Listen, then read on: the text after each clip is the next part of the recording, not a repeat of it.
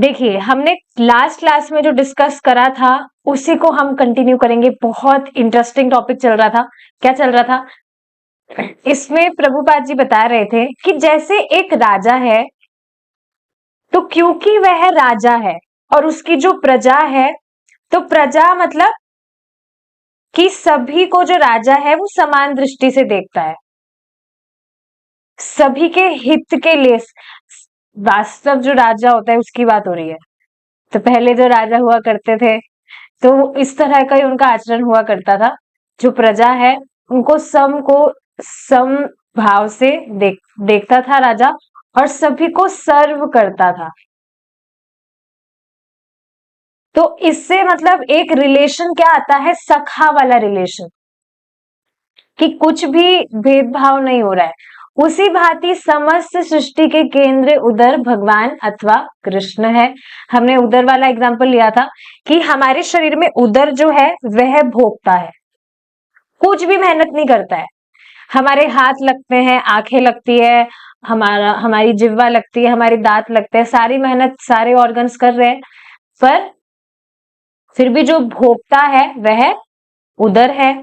उसी भांति समस्त सृष्टि के केंद्रीय उदर भगवान अर्थात कृष्ण है, वे भोगता है, वे सखा है। सखा कैसे है? उदर वाला एग्जाम्पल हमने क्या लिया था कि जो उदर है वह खाने को पचाने में सहायता करता है, तो वह अपना उदर हमारा सखा है। तभी जो बाकी सारे जो मतलब बॉडी को तभी नरिशमेंट प्राप्त होता है। अगर खाना ही नहीं पचेगा तो क्या होगा? कमजोर रहेगा व्यक्ति बेचारा। तो भगवान कृष्ण सखा है, सबका पालन कर रहे हैं, तथा परम स्वामी के रूप में सबका पालन कर रहे हैं। ठीक वैसे ही जैसे एक राजा अपने राज्य के समस्त नागरिकों का पोषण कर सकता है, क्योंकि वह स्वामी है। स्वामी हुए बिना कोई प्रत्येक व्यक्ति का सखा किस प्रकार हो सकता है? हमने बहुत सुंदर बात इस पर डिस्कस की थी कि हमसे जैसे हमारी अगर कंडीशन देखी जाए, तो हमसे कुछ ऊपर लोग होते हैं, हमसे बराबर के होंगे, हमसे नीचे होंगे, तो हम सभी से सेम व्यवहार नहीं कर सकते। तो एक स्वामी ही है जो सभी से एक जैसा व्यवहार कर सकता है, और जब तक वह स्वामी नहीं होगा तब तक वह किसी हर मतलब प्रत्येक सबका सखा किस प्रकार हो सकता है? अतएव भगवान कृष्ण स्वामी है और हम सभी भगवान कृष्ण के सेवक हैं, और भगवान कृष्ण स्वामी होने के साथ साथ हम सभी के सखा भी है, हमारा पालन कर रहे हैं। अतः इन सब बातों को समझना आवश्यक है। कृष्ण परम स्वामी, परम भोक्ता तथा परम सखा है। यदि आपको इन तीन तथ्यों का ज्ञान है, तब आपका ज्ञान संपूर्ण है। तब आपको और कुछ समझने की आवश्यकता नहीं है। देखिए, सीधी सी बात है, अगर किसी भी व्यक्ति को समझ आ गया कि मेरे परम स्वामी भगवान कृष्ण है, तो फिर वो कहीं और शेल्टर क्यों लेगा? आप देखेंगे, मतलब ये थोड़ी सी पर्सनल बात है, पर ये थॉट मेरे दिमाग में बहुत डीपली कल आ रहा था। शाम की क्लास में भी मेरे दिमाग में ये थॉट आ रहा था कि आप देखेंगे, वस्तुतः हम सभी ही हमेशा से ही कृष्ण की ही खोज में थे। हमें हमेशा से ही कोई ऐसा व्यक्ति चाहिए था जिस पर हम पूर्ण विश्वास कर सके, जो हमेशा के लिए हमारे साथ रह सके, हर कठिनाई में हमारे साथ रह सके, हमें किसी भी बात का भय ना हो। बस हमेशा हमें ऐसा कोई व्यक्ति चाहिए था जो हमेशा हमारी सुरक्षा करे, और वह व्यक्ति भगवान कृष्ण है।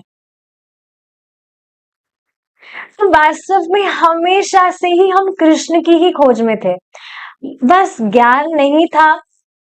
अज्ञान के कारण we were investing our feelings, our emotions, our energy in whatever rubbish things or rubbish people. लेकिन वास्तव में हम हमेशा से ही कृष्ण की खोज में थे। कितना सुंदर पॉइंट है ये। बहुत ही डीप थॉट आ रहा था कल मेरे दिमाग में ये।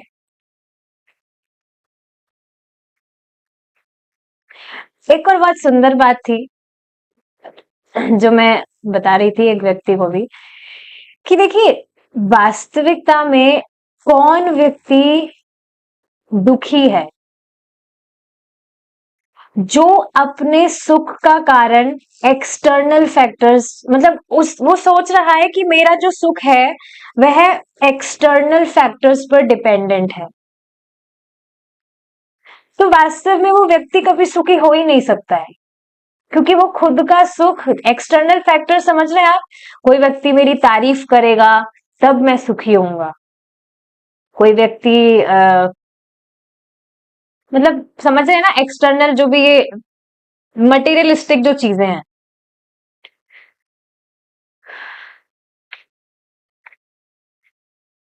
तो वास्तव में अगर हमारा सुख इन बाहरी चीजों पर डिपेंडेंट है, तो फिर हम सुख का अनुभव कर ही कैसे सकते हैं?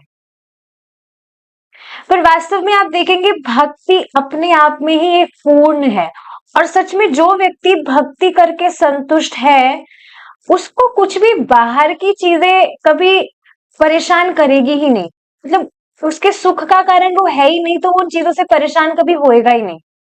पता नहीं मैं इस चीज को सही से समझा पाई या नहीं, पर पता नहीं, कल तो अच्छे से मेरे को समझ आ रहा था, मैं समझाने का कोशिश भी कर रही थी, उनको समझ भी आया था। अभी पता नहीं मैं ठीक से समझा पाई या नहीं, बाद में फिर से ट्राई करेंगे। चलिए आगे देखते हैं। हाँ, तो किसी भी व्यक्ति को अगर समझ आ गया कि परम स्वामी भगवान कृष्ण है, तो किसी का भी वो आश्रय नहीं लेगा, वो पूर्णतया कृष्ण पर ही आश्रित रहेगा। He'll be completely dependent on Krishna, और यही वास्तविकता में इंटेलिजेंस है।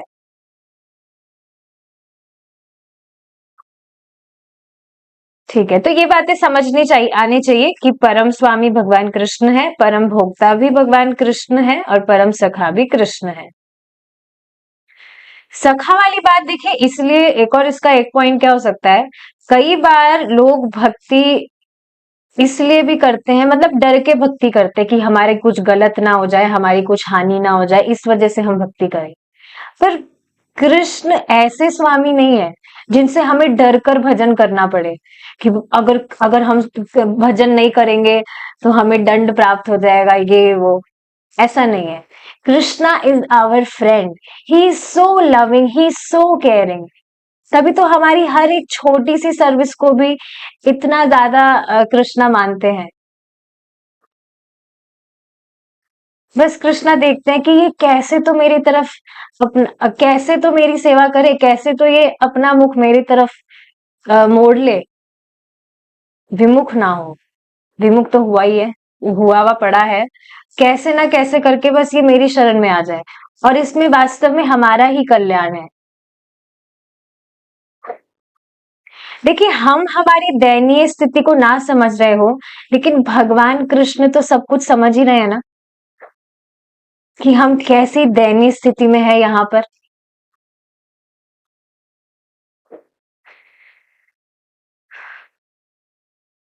यस्मिन विज्ञाते सर्वमेवं विज्ञातम भवति। यदि आप इन तीन सूत्रों से कृष्ण को समझ लेते हैं, तब आपका ज्ञान पूर्ण है, आपको और किसी ज्ञान की आवश्यकता नहीं है। किंतु लोग सहमत नहीं होंगे। कृष्ण को स्वामी क्यों होना चाहिए? हिटलर को स्वामी होना चाहिए, निक्सन, यही हो रहा है, इसलिए आप कष्ट में हैं। मतलब जो भी व्यक्ति जो कृष्ण को स्वामी स्वीकार ना करके किसी भी सामान्य पुरुष को स्वामी स्वीकार कर रहे हैं। आप यदि इन्हीं तीन बातों को समझ लेते हैं, तब आपका ज्ञान पूर्ण है। इसी पर देखिए एक और बात मेरे दिमाग में आ रही थी, जिसे मैं किन्हीं को बता रही थी, कि यद्यपि भगवान कृष्ण साधारण पुरुष जैसे लगते हो, पर वे साधारण बिल्कुल भी नहीं है। उनकी लीलाएं बिल्कुल भी एक साधारण व्यक्ति जैसी नहीं है। मतलब उनके जो कर्म है वो लग सकते हैं वो साधारण व्यक्ति की तरह है, पर वो है नहीं। तो उन व्यक्ति ने तुरंत विरोध किया कि ऐसे कैसे साधारण है उनके कर्म, कहाँ साधारण है। और वे स्वयं भी कहाँ साधारण दिखते हैं। तो ये बात सच में विचारणीय है कि सच में भगवान की जो लीलाएं हैं, बाल लीला में भी भगवान कैसी कैसी लीलाएं कर रहे हैं। मतलब जब छोटे हैं भगवान, बचपन में भी, तब भी भगवान कैसी कैसी लीलाएं कर रहे हैं जो एक सामान्य पुरुष, सामान्य व्यक्ति तो वास्तव में कर ही नहीं सकता है। फिर ये बात पता नहीं समझ नहीं आती कि कैसे लोग भगवान कृष्ण को एक मनुष्य मान लेते हैं।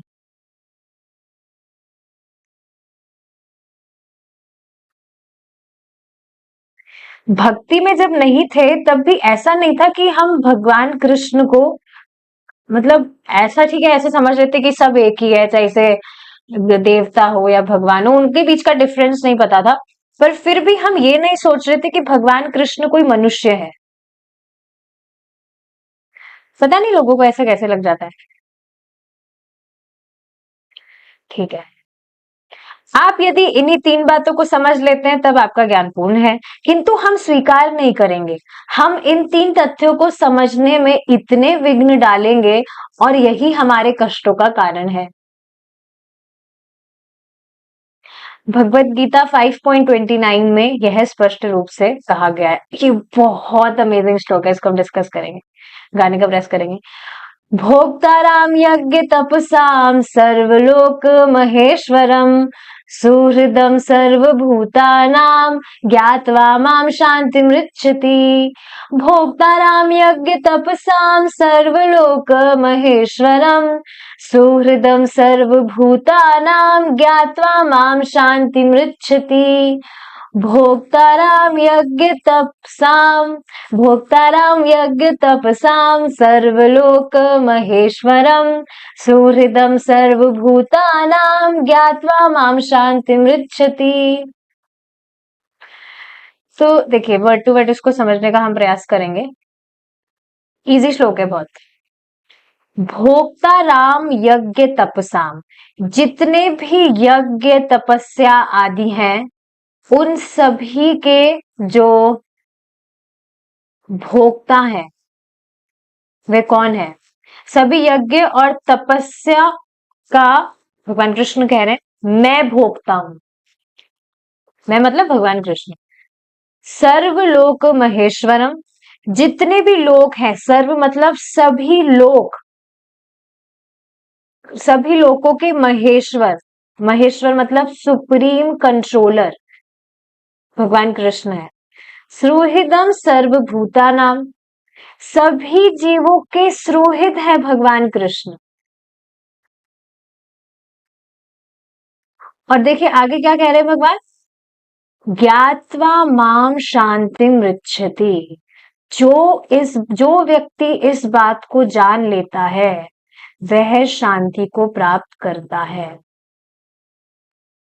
देखिए बहुत बड़ा सूत्र है ये, बिल्कुल मतलब साधारण सी बात नहीं है। जो व्यक्ति जान रहा है कि अल्टीमेट कंट्रोलर, अल्टीमेट एंजॉयर भगवान कृष्ण है। अल्टीमेट का अर्थ है कि उनके परे कुछ भी नहीं है, उनके परे कोई है ही नहीं। तो शांति को वह कैसे प्राप्त करेगा। अशांत व्यक्ति, देखिए अशांत होने का एक कारण यह भी है कि जो सुप्रीम कंट्रोलर है कृष्णा, उनकी शरण ना लेकर वह कहां कहां किन किन लोगों की शरण लिया हुआ है, और उसका मतलब एक्सपेक्टेशंस है कि मैं जिनकी शरण ले रहा हूं वो मुझे कभी ठगे ना। पर वास्तव में उसको प्राप्त क्या होता है, उसका शोषण होता ही है। क्योंकि यहां सभी की टेंडेंसी है ही ऐसी, और इसी वजह से व्यक्ति अशांत है। क्योंकि जिनकी शरण, जिनका शेल्टर उसे लेना चाहिए वह वहां नहीं जा रहा है, इसी वजह से वह शांति को प्राप्त नहीं कर रहा है। ये श्लोक देखिए काफी रहस्यमय है। सभी यज्ञ और तपस्या के भोक्ता कृष्ण है। इसका अर्थ क्या है, इसका अर्थ है सभी तपस्याओं का फल देने वाले भगवान कृष्ण ही हैं। कुछ भी व्यक्ति तपस्या कर रहा है, उनका फल भगवान कृष्ण ही देते हैं। कोई भी व्यक्ति कुछ भी कर्म कर रहा है, उसका फल देने वाले कृष्ण ही है। तो जब फल कृष्ण देते हैं, तो उनके भोक्ता कौन होने चाहिए? समझ रहे हैं? ये थोड़ा मतलब घुमाने वाली चीज है। जो व्यक्ति सभी चीजों का फल आपको दे रहा है, तो अल्टीमेटली भोक्ता वही तो होने चाहिए। जैसे कहीं पर कोई भी व्यक्ति जॉब कर रहा है, अब एक डिपार्टमेंट है जो सबकी सैलरी देता है। सैलरी सबको वही देता है, वो जो व्यक्ति की बात करिए, डिपार्टमेंट में बोलिए, कोई व्यक्ति है, वो ही सभी को सैलरी देता है। तो अल्टीमेटली सभी जो एम्प्लॉयर्स हैं, उनका मोटिव क्या होना चाहिए कि वो अपने बॉस को संतुष्ट करे। तो जब फल कृष्ण देते हैं, तो उनके भोक्ता भी कृष्ण ही हैं। ये बात समझने वाली होनी चाहिए। जब तक व्यक्ति ये बात नहीं समझेगा, वो अशांत ही रहेगा। बहुत ही ज्यादा अमेजिंग चीज है ये। जो व्यक्ति आपको सब कुछ दे रहे हैं, तो अल्टीमेटली उन्हीं को संतुष्ट करना ही तो आपका कर्तव्य होना चाहिए।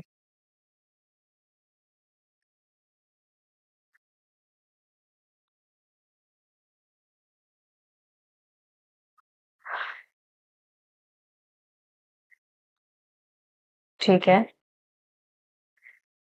तो देखिए, अशांत का मतलब आप समझ रहे हैं? जो व्यक्ति की भौतिक वासनाएं हैं, वो उसको तंग करती रहेगी।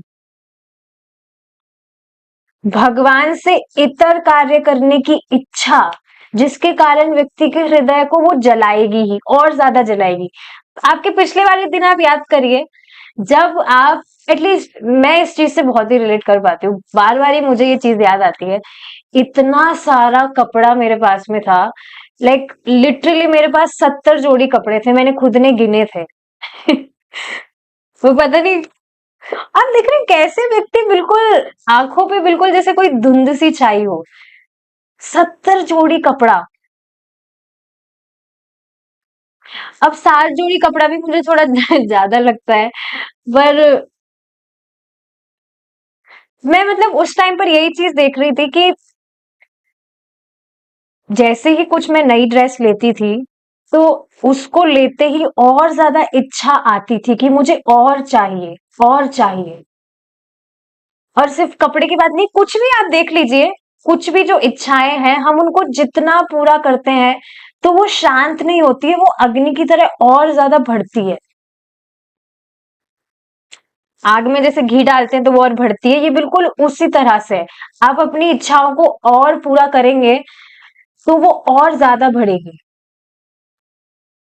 बहुत ही सुंदर बात इसी से रिलेटेड प्रभु जी बता रहे थे कि आप जो भी कार्य करते हैं, उसका संस्कार और ज्यादा बनता है। जो भी कार्य आप करते हैं, जैसे कोई भी व्यक्ति बहुत गुस्सा करता है, तो वो गुस्सा क्यों करता है? उसका पहले का संस्कार ऐसा है कि वह गुस्सा करता है। किसी की कुछ भी खाने की इच्छा होती है, अलग अलग सबके टेस्ट होते हैं। जैसे एक प्रभु जी है, प्रभु जी की क्लास में, उनको, बंगाल से है, तो उनको करेला पसंद है या ऐसी कुछ चीजें पसंद है। नीम, नीम बैंगन, नीम जूस एंड ऑल, मतलब कई चीजें उनको पसंद है, तो उनका इस तरह का संस्कार है, इस वजह से वैसा रस उनको पसंद है। किसी को मीठा बहुत ज्यादा पसंद है, तो वैसा संस्कार है। तो मतलब समझने वाली बात क्या है, जो भी काम आप करते हैं, वह आपका संस्कार बनता है। मतलब जो भी आप काम कर रहे हैं, वो आप उस काम को, उस काम में आप और ज्यादा कह सकते हैं परफेक्ट हो रहे हैं। अब वो कुछ भी पॉजिटिव या नेगेटिव वे में आप देख सकते हैं। जैसे भक्ति का संस्कार हमारा बन रहा है, जैसे हम भगवान की कथा सुनते हैं, तो और कथा सुनने का संस्कार बन रहा है। नाम जप कर रहे हैं, नाम जप करने का संस्कार बन रहा है। कोई व्यक्ति मीठा खा रहा है तो उसका और मीठा खाने का संस्कार बन रहा है। ये देखिए बहुत अमेजिंग चीज है जो हमें और ज्यादा सचेत कर देगा। आप जब भी नेक्स्ट टाइम कुछ भी करें जो आपको लग रहा है कि मुझे नहीं करना चाहिए, तो आप ये दिमाग में लाइएगा, अगर मैं ये कार्य करूंगा तो मेरा और संस्कार बनेगा इसको करने का।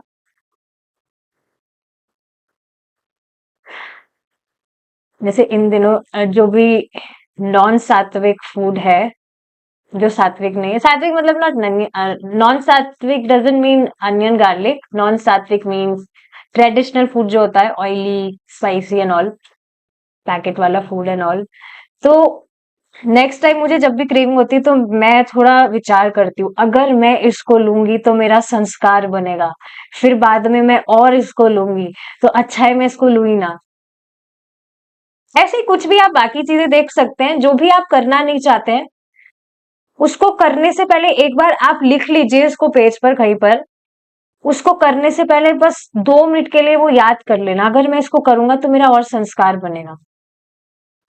और अब यहाँ देखिए आप भगवान से रिलेटेड आप कुछ भी कर रहे हैं, कीर्तन आप गा रहे हैं भगवान के लिए, तो वो कीर्तन गाने का और संस्कार आपका बन रहा है। और जो भी भगवान के लिए आप सेवाएं कर रहे हैं,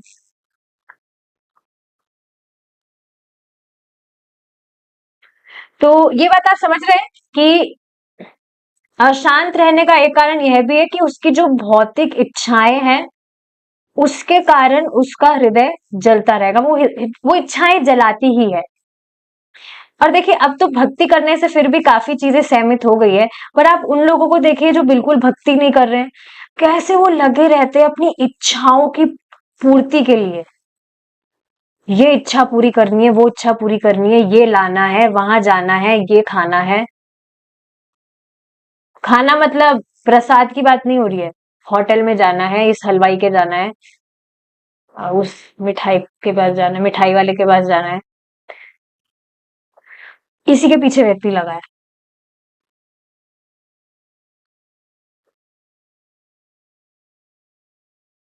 तो ये चीज है।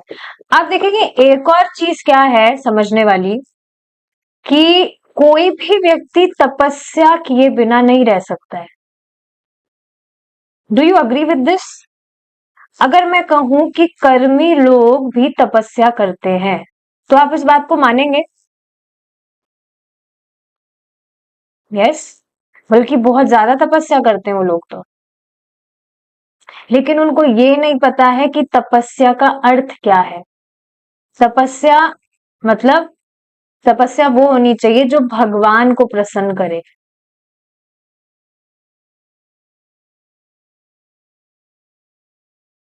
तो देखिए ये श्लोक जो है बहुत अमेजिंग है, इससे हमें क्या पता चलता है, हम कुछ भी कर रहे हैं, कुछ भी, सबसे पहली हमारी प्रायोरिटी भगवान कृष्ण होने चाहिए। जैसे अब कल हमने बहुत छोटी सी एक बात डिस्कस करी थी, गाय की रोटी वाली। एक भक्त ने मुझे कहा भी था कि मैं तो ऐसा ही कर रही थी, मैं तो सबसे पहले गाय की रोटी निकालती थी, बाद में भगवान को जिमाती थी। काफी सारी बातें आप देखेंगे सीखने को मिलती है श्रवण के माध्यम से। So Krishna is the ultimate enjoyer, सब कुछ सबसे पहले कृष्ण के लिए होना चाहिए, सब कुछ। और आप एक चीज देख रहे हैं, आपने देखा ही होगा, अगर स्पेशली आपके घर में डिवोटीज नहीं है, अगर आपके फैमिली वाले, तो ठीक है उनको आपने फिलॉसफी उनको पता भी चल गई हो, थ्योरेटिकली उनको पता भी लग गया हो कि भगवान कृष्ण है, लेकिन फिर भी कुछ भी ऐसे कुछ ओकेजन वगैरह आते हैं जिसमें देवताओं की पूजा होती है, तब उनके हृदय में एक भय सा रहता है कि अगर हम इन देवताओं की पूजा नहीं करेंगे तो हमारी कुछ हानि तो नहीं हो जाएगी। देखा आपने ऐसा? मतलब अभी भी आप समझ रहे हैं ना, कृष्ण को भोक्ता राम वह स्वीकार नहीं कर पा रहे, अल्टीमेट महेश्वर कृष्ण को स्वीकार नहीं कर पा रहे हैं। नहीं तो देखिए ना, सुप्रीम का अर्थ क्या है कि वो सबसे बड़े हैं, सबसे बड़े। और अगर आप किसी सबसे बड़े व्यक्ति की शरण में है तो कोई छोटे आदमी आपको कैसे परेशान करेंगे? मैं एग्जाम्पल से बता रही हूँ ये चीज में। बड़े व्यक्ति के संरक्षण में अगर आप है तो छोटे जो व्यक्ति हैं उनकी मतलब कहने वाली बात है, हिम्मत कहाँ होगी कि वो आपको कुछ डिस्टर्ब कर दे। If you are serving the highest authority, पर क्योंकि रहता है संशय तो भय रहता है कि हमारी कुछ हानि तो नहीं हो जाएगी।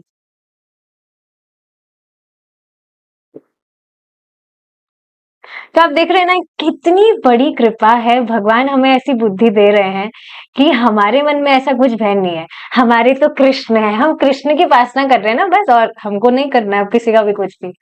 हमारे तो कृष्ण है, हमारे एकमात्र प्रेमास्पद भगवान कृष्ण है, हम तो उनको संतुष्ट करने के लिए है। कितनी सुंदर कृपा है भगवान की। जो व्यक्ति मुझे समस्त यज्ञों तथा तपों का चरम प्रयोजन, समस्त लोकों तथा देवताओं का परमेश्वर, समस्त जीवों का कल्याण करता और शुभ चिंतक के रूप में जानता है तथा पूर्ण रूप से मेरी चेतना में रहता है, कितनी ब्यूटीफुल लाइन है ये। वही भौतिक दुखों के कष्ट से मुक्ति प्राप्त कर सकता है। वही भौतिक दुखों के कष्ट से मुक्ति प्राप्त कर सकता है। ऐसे नहीं कहा जा रहा, वह भी, हाँ वह भी भौतिक दुखों के कष्ट से मुक्ति प्राप्त कर लेगा। अगर मेरे को भी मान रहा है और औरों की शरण में भी है तो कोई बात नहीं, मुक्त हो जाएगा कष्ट से। नहीं, वही, ओनली, ऑप्शन नहीं है, ऑल्टरनेटिव नहीं है। एक बार फिर से इसको ध्यान से पढ़ते हैं। जो व्यक्ति मुझे समस्त यज्ञों तथा तपों का चरम प्रयोजन, समस्त लोकों तथा देवताओं का परमेश्वर, समस्त जीवों का कल्याण करता, जस्ट मेडिटेट हर एक जो लाइन है, और शुभ चिंतक के रूप में जानता है तथा पूर्ण रूप से मेरी चेतना में रहता है। ये चीजें जब जान लेगा कि भाई सभी देवताओं के परमेश्वर कृष्ण है, सभी लोकों के परमेश्वर कृष्ण है, जो भी तपस्या यज्ञ है उनके जो हाईएस्ट अथॉरिटी है, जो भोक्ता है वे कृष्ण है, फल वही देते हैं सभी तपस्याओं का। वे वे ही सभी जीवों का कल्याण करता है। वे ही हमारे शुभ चिंतक है। लाइक इटर्नल टाइम से he is our well wisher. कभी भी हम देखिए ना कितनी कितने मतलब अनादिकाल से कितनी नालायकी करते आए हैं हम। कुछ भी भगवान को संतुष्ट करने के लिए कुछ भी कभी चेतना में आया ही नहीं, पर फिर भी भगवान हमसे कुछ भी घृणा नहीं कर रहे, भगवान हमसे प्रेम ही कर रहे हैं। बहुत सुंदर बात परम पूज्य राधानाथ स्वामी महाराज बताते हैं, love means endless forgiveness. That is the true meaning of love, endless forgiveness. कितनी गलती किया जाए बस भगवान कृष्ण हमें क्षमा पे क्षमा कर रहे हैं, हमें चांस पे चांस दे रहे हैं। तो आप देखेंगे मनुष्य जीवन प्राप्त करने के बाद में भी काफी लोगों को भगवान चांस देते हैं कि वे भगवान की शरण में आए, पर उनमें से कुछ ही लोग समझ पाते हैं और एक्सेप्ट कर पाते हैं इस प्रोसेस को। सच में ये असीम कृपा है भगवान कृष्ण की कि हम भगवान कृष्ण की भक्ति कर पा रहे हैं। सच में इस पर विचार किया जाना चाहिए डेली, तभी हम हमारे भाग्य की सराहना कर पाएंगे।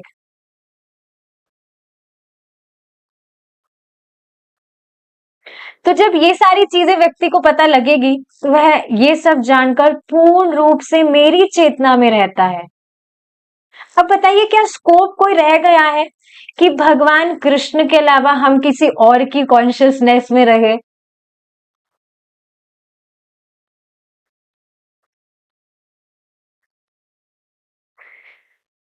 ठीक है, किंतु हम इसे स्वीकार नहीं करेंगे। हम इतने सारे मिथ्या स्वामी, मिथ्या सखा, मिथ्या भोक्ता प्रस्तुत करेंगे तथा वे परस्पर युद्ध करेंगे।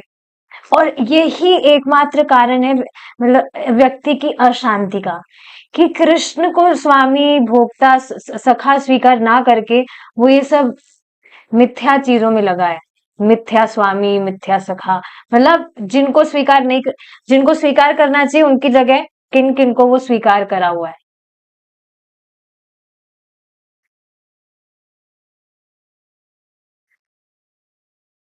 जगत की यही स्थिति है। यदि लोग इस ज्ञान को ग्रहण करें तब तत्काल ही शांति होगी। शांति मृच्छति। यदि ज्ञान है तथा यदि कोई इस नियम का पालन करता है वह ईमानदार है। अब ये ज्ञान मिलने के बाद में भी वो पालन नहीं कर रहा है तो वो क्या है? आपको पता है क्या है वो? ईमानदार वो बिल्कुल भी नहीं है। वह यह अधिकार नहीं जताता है कि यह मेरा है। उसे ज्ञात है यह कृष्ण का है, अतएव प्रत्येक वस्तु का उपयोग कृष्ण की सेवा के लिए करना चाहिए। यह ईमानदारी है। और अब आप देख रहे हैं ना, बिल्कुल ये नेचुरल सा होता जा रहा है ना। कुछ भी वस्तु हम देखते हैं, वी इमीडिएटली प्लान इसको कृष्ण की सेवा में कैसे लगाया जाए। होता है ना ऐसा, नेचुरली तुरंत यही दिमाग में आता है। अच्छा ये वस्तु है, इसको कृष्ण की सेवा में कैसे लगाया जाना चाहिए। कोई व्यक्ति हमें दिखे, हमारे पास आया है, इसको कृष्ण से कैसे कनेक्ट किया जाना चाहिए। या कोई और जीव दूसरे जो डायरेक्टली भक्ति नहीं कर सकते, इनको कृष्ण से कैसे कनेक्ट किया जाना चाहिए।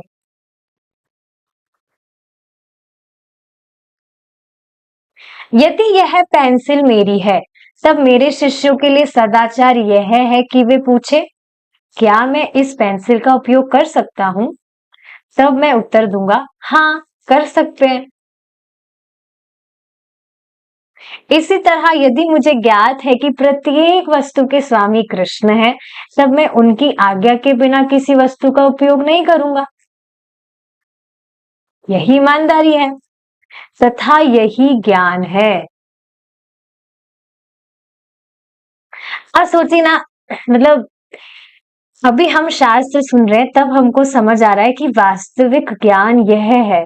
या अभी कुछ दिन पहले प्रभु जी ने गीता में श्लोक पढ़ाए थे जिसमें भगवान कृष्ण के बहुत सारे श्लोक कोट कर रहे हैं और लास्ट में भगवान कहते हैं ये जो भी मैंने बात बताई है यह ज्ञान है, इसके अतिरिक्त सभी कुछ अज्ञान है।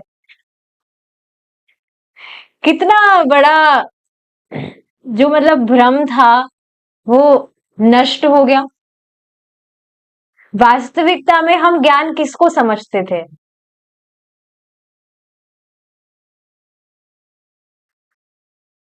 जो वास्तव में ज्ञान नहीं था उसको। पर अब समझ में आ रही है कि वास्तविक में ज्ञान क्या है, कि व्यक्ति समझे कि कृष्ण कौन है और जो कुछ भी कर रहा है वह उसे कृष्ण के संबंध में करे। यह वास्तविक ज्ञान है।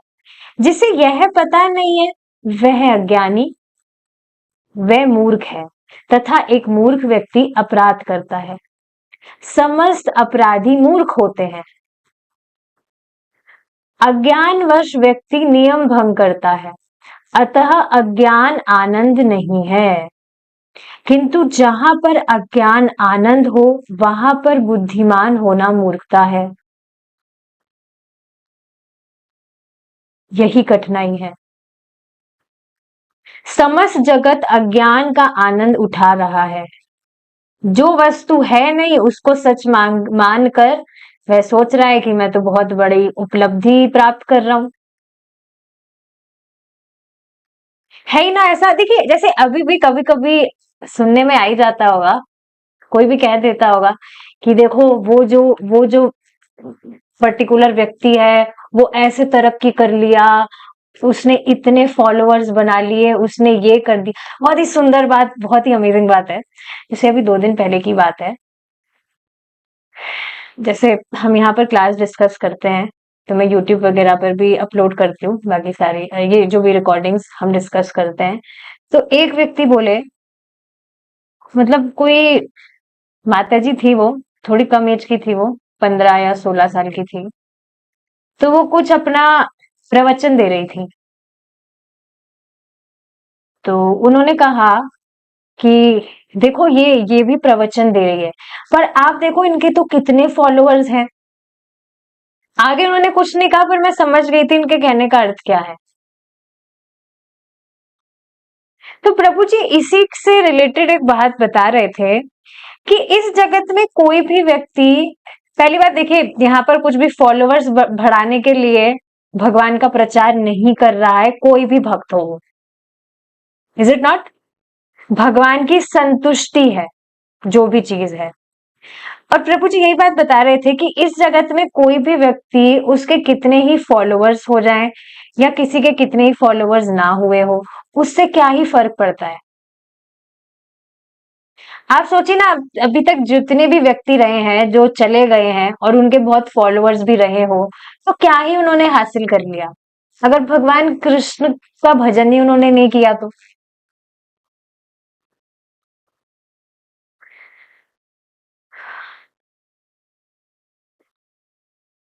लेकिन बस लोग इन्हीं सब चीजों के पीछे पागल रहते हैं, फॉलोअर्स हमें मिल जाए, धनम जन्म सुंदरीम।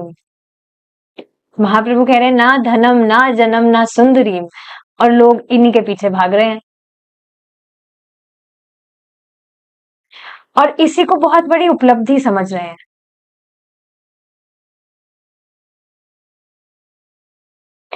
जो कि अज्ञान है, यही बात प्रभु जी बता रहे, प्रभुपाद जी बता रहे, समस्त जगत अज्ञान का आनंद उठा रहा है, तथा जब आप कृष्ण भावनामृत के विषय में चर्चा करते हैं तब वे इसके महत्व को नहीं समझ पाते हैं।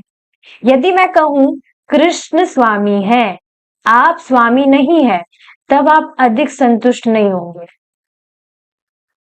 देखिए, अज्ञान आनंद है। वास्तविक सत्य को कहना करना मेरी मूर्खता है, ऐसा लोग समझते हैं। अतः जहां पर अज्ञान ही आनंद है वहां पर बुद्धिमान होना मूर्खता है। तो देखिए, अब कोई व्यक्ति, आप किसी को कुछ भी भगवान से रिलेटेड बात बता रहे हैं और वो इंटरेस्ट नहीं दिखा रहा है, तो आप अपनी एनर्जी वहां ज्यादा लगाइए ही मत। उसी एनर्जी को आप कहीं ऐसी जगह लगा सकते हैं जहां पर कोई इच्छुक व्यक्ति हो जो भगवान कृष्ण की भक्ति स्वीकार करके प्रोग्रेस करे। और ऐसे बहुत से व्यक्ति हैं। देखिए, अगर आप सच में भगवान की बात किसी को बताना चाहते हैं तो भगवान स्वयं आपके पास लोग भेजेंगे। बिल्कुल प्रत्यक्ष है ये चीज।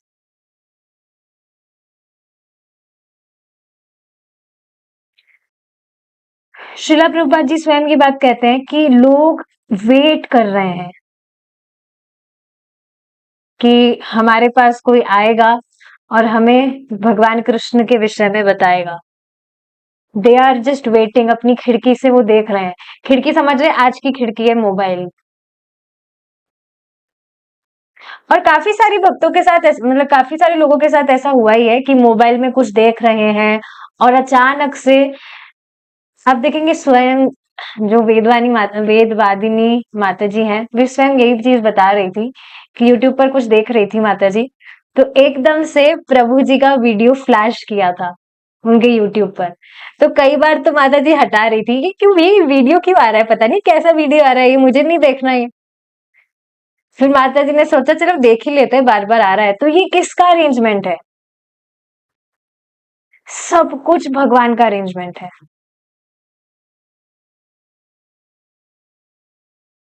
तो ये बात समझ आ रही है, भगवान सभी को मौका देते हैं, सभी को।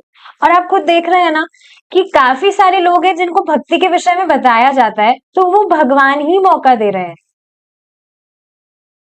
पर उनके लिए बहुत कठिन होता है स्वीकार करना।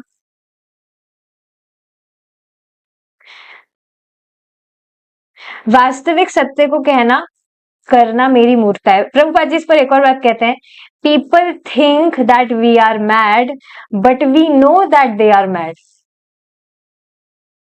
समझ रहे इस बात को आप, कि वो सोच रहे हैं हम पागल हैं, हम तो अपना समय खराब कर रहे हैं, पता नहीं क्या क्या कर रहे हैं, ये कर रहे हैं वो कर रहे हैं, पर हमको तो वास्तविक में पता है कि वास्तव में तो वे लोग पागल हैं।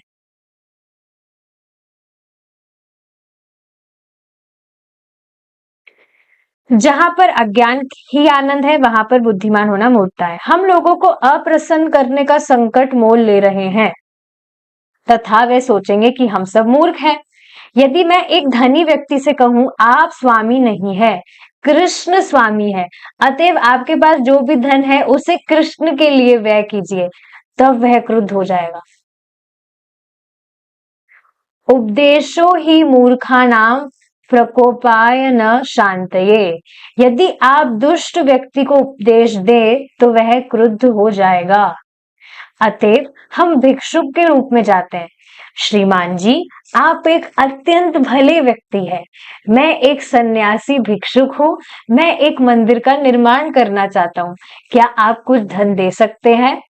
तब वह विचार करेगा, अरे यह एक भिक्षुक है, इसे कुछ धन दे देना चाहिए। किंतु यदि मैं कहूं महोदय आपके पास करोड़ों डॉलर है, वह कृष्ण का धन है, उसे मुझे दे दीजिए, मैं कृष्ण का सेवक हूं, वह मुझे भगा देंगे, वह प्रसन्न नहीं होगा। उल्टे यदि मैं एक भिक्षुक के रूप में जाऊंगा तो वह मुझे कुछ दे देगा, और यदि मैं उसे सच्चाई बताऊंगा तब वह मुझे एक पाई भी नहीं देगा। आप देख रहे हैं ये जो प्रभुत्व वाली जो चीज है वो कितनी ज्यादा गाढ़ है लोगों के चेतना में। सच में बहुत ज्यादा ये कंट्रोलर वाली जो चीज है कि मैं कंट्रोलर हूं, ये बहुत ज्यादा लोगों में है ये चीज। काफी सारी चीजें थी जो मैं सोच ही रही थी कल वो पर, लेकिन मैं बताऊंगी नहीं, बताने लायक नहीं है। और बस मैं सोच रही थी कि सच में कितनी ज्यादा ये कंट्रोलर वाली जो भावना है ये सबके चेतना में है कि मैं कंट्रोलर हूं।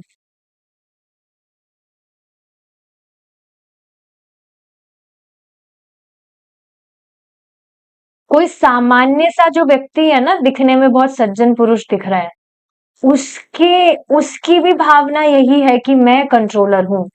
अब वो कुछ अंश मात्र में, अलग अलग अंश में वह हो सकता है, पर सभी की ये भावना है, सभी में ये भावना होती ही है कि मैं कंट्रोलर हूं। और इसी कारण से हम यहाँ इस जगत में फंसे हैं कि मैं अपने हिसाब से चीजों को कंट्रोल करूंगा। कई बार आप देखेंगे भक्तों के जीवन में भी बहुत ऐसे कुछ स्ट्रगल आते हैं, तो वो बेसिकली भगवान हमें यही चीज सिखाना चाहते हैं कि हम उनसे प्रे करें, हम अपने आप से चीजें हैंडल करने का ट्राई ना करें, क्योंकि हम कंट्रोलर नहीं है। कंट्रोलर तो अल्टीमेटली कृष्ण ही है, और कृष्ण चाहते हैं कि हम इसको स्वीकार करें।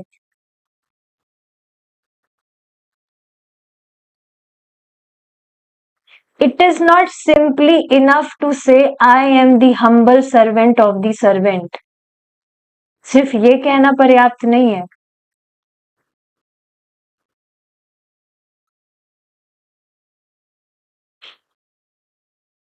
पर एटलीस्ट ये बहुत अच्छी बात है कि हम कॉन्शियस हो रहे हैं, नहीं तो पहले तो इन सारी चीजों से कुछ फर्क ही भी तो नहीं पड़ता था। लेकिन अगर आपको फर्क पड़ता है, अगर आप इम्प्रूव करना चाहते हैं, तो आप कॉन्शियस हो रहे हैं, जो कि बहुत अच्छी बात है। That you are at least becoming conscious कि आपको इम्प्रूव करना है। हम एक भिक्षुक के रूप में उसे विश्वास दिला देते हैं, हम भिक्षुक नहीं हैं, हम कृष्ण के सेवक हैं। एक और बात परम पूज्य राधा गोविंद महाराज इस पर बता रहे थे कि जैसे आप देखेंगे जो लोग कुछ मतलब उनके पास ज्यादा कुछ धन वगैरह होता है, उनको अगर आप कहेंगे कि आप आइए भगवान के मंदिर आइए, आप थोड़ा कीर्तन करिए, ये करिए वो करिए, तो वो नहीं आएंगे। उनको बहुत गर्व होता है कि हम क्यों भगवान के पास जाएंगे, हमारे पास क्या कमी है, भगवान के पास तो वो जाए जो भिखमंगे हो, जिनके पास कुछ कमी हो, जिनको कुछ मांगना हो। हमारे पास क्या कमी है? वही बात जो श्रीला प्रभुपाद जी यहाँ बता रहे हैं। लेकिन अगर कोई व्यक्ति जाएगा और वो उनसे कुछ डोनेशन वगैरह मांगेगा, तब वो बहुत खुश हो जाएगा कि हाँ, देखो डोनेशन मांगने आया है मुझसे, मैं इतना समर्थ हूँ, मैं दूंगा डोनेशन। तो ठीक है, उस हिसाब से भी अगर इस तरह से भी अगर वो कुछ डोनेशन दे रहा है तो उससे भी उसको लाभ तो होगा ही, सुकृत उसका बनेगा ही। लेकिन प्रभुपाद जी यहाँ क्या बता रहे हैं? हम भिक्षुक नहीं हैं, हम कृष्ण के सेवक हैं।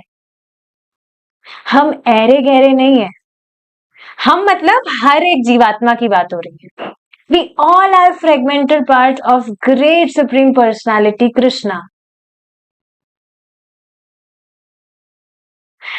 एक और चीज मेरे दिमाग में आ रही थी, मैं शेयर करना चाहती हूँ, उसके बाद में हम रुकेंगे। कल मतलब सुनते हैं हम काफी सारी चीजें, पर जब आप सच में उसको रिफ्लेक्ट करते हैं तो वो बात कुछ अलग ही होती है। उस पर आप एक्चुअली मेडिटेट कर पाते हैं।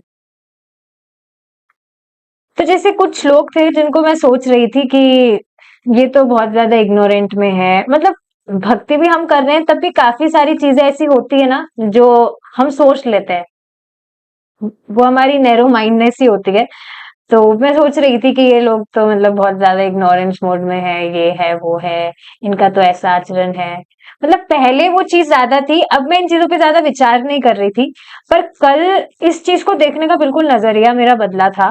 बेसिकली मुझे कुछ हेल्प चाहिए थी, मुझे कुछ सामान शिफ्ट करना था। तो उन लोगों ने ही मेरी बहुत अच्छे से हेल्प की थी। और दे वर डूइंग इट सेल्फलेसली, कुछ चाहिए नहीं था उनको। But I was very very happy, क्योंकि अल्टीमेटली वो जो भी हेल्प थी वो कृष्ण के संबंध में थी। तो बहुत ज्यादा मैं खुश हो रही थी कि कितना मतलब इस तरह से सेल्फलेसली दे आर हेल्पिंग। तो मेरा भी बस मन कर रहा था कि मैं कुछ करूं। तो ये दिमाग में मेरी चीज आ रही थी कि हम सभी तो भगवान कृष्ण के अंश हैं।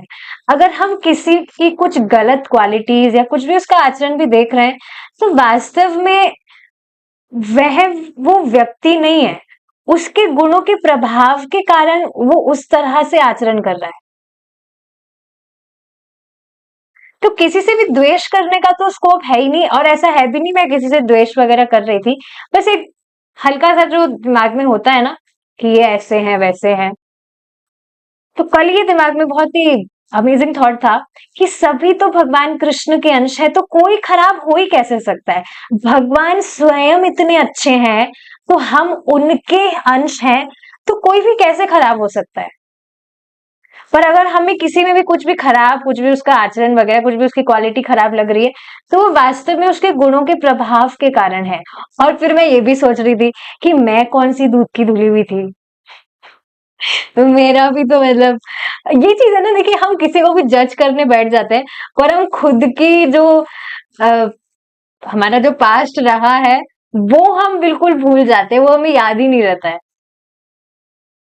तो मैं सोच ही रही थी इस विषय में कि मैं कौन सा खुद मतलब शुरू से ही मैं हरे कृष्णा ही जप कर रही थी।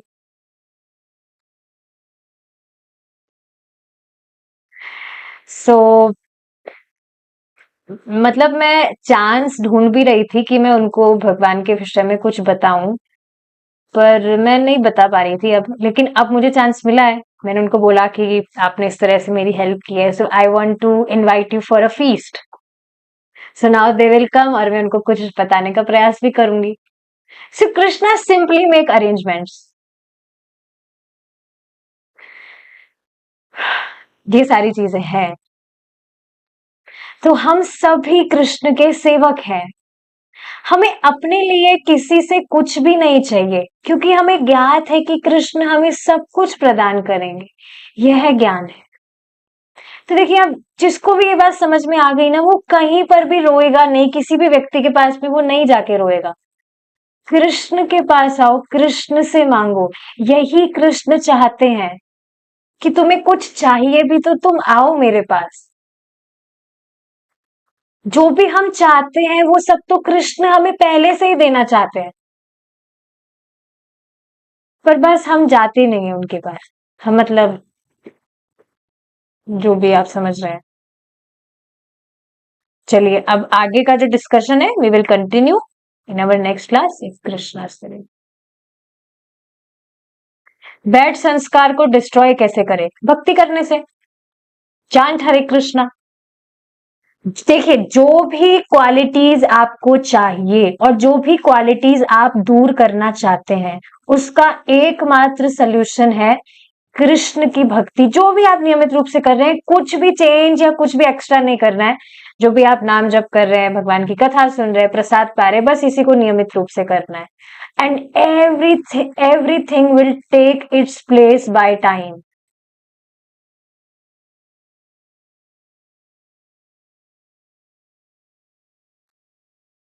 बस टाइम टाइम की बात है, बाकी सब कुछ आप देखेंगे होने लगेगा। ठीक है, we will stop here now. Hare Krishna. जय श्रीला प्रभुपाद।